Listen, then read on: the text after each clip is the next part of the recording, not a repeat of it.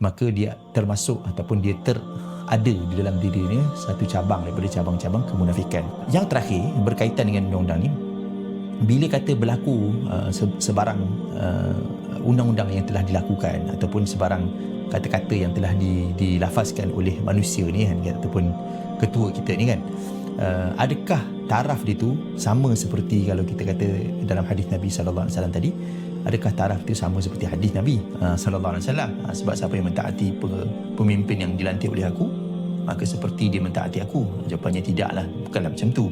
Cuma kita kata apa sahaja urusan yang sesama manusia, kalau kita telah berjanji untuk melaksanakannya, kemudian kita tidak melaksanakannya, maka kita termasuk dalam tegahan umum, iaitu Nabi sallallahu alaihi wasallam kata manusia itu dipegang di atas janjinya.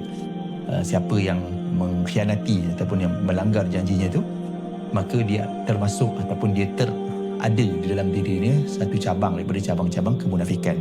Dan kita tahulah kemunafikan ni bukan satu benda yang makruh, dia adalah satu benda yang haram, yang berdosa.